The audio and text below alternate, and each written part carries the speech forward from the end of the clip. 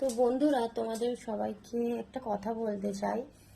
কালকে রাতে আমি দেখেছি ভিডিওটা।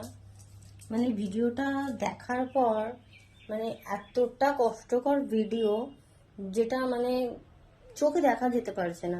আমি যখন দেখেছি মনে হয় বুকটা উড়ে গেল।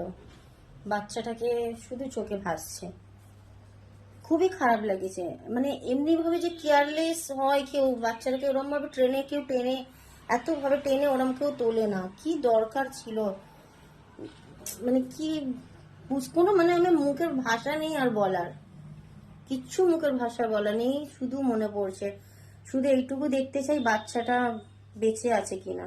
ভগবানের কাছে প্রার্থনা করি যেন বাচ্চাটা বেঁচে যায়, ব্যাস, আর কিছুই নয়। হয়ে যায়, ম্যাজিক তো হয়ে যায়, যেন ভগবান ম্যাজিক করে ওকে বাঁচিয়ে দেয়, এটাই চাই। তো বন্ধুরা, তোমাদের সবাইকে একটা কথা বলতে চাই। কালকে রাতে আমি দেখেছি ভিডিওটা। ভিডিওটা দেখার পর এতটা কষ্টকর ভিডিও, যেটা চোখে দেখা যেতে পারছে না। আমি যখন দেখেছি মনে হয় বুকটা উড়ে গেল। বাচ্চাটাকে শুধু চোখে ভাসছে। খুবই খারাপ লেগেছে। এমনি ভাবে যে কেয়ারলেস হয় কেউ, বাচ্চাটাকে ওরম ভাবে ট্রেনে কেউ টেনে, এত ভাবে টেনে ওরম কেউ তোলে না। কি দরকার ছিল?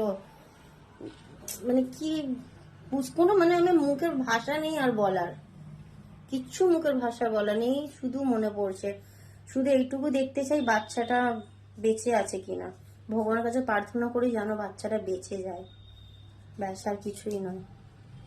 হয়ে যায়, ম্যাজিক তো হয়ে যায়, যেন ভগবান ম্যাজিক করে ওকে বাঁচিয়ে দেয়, এটাই চাই।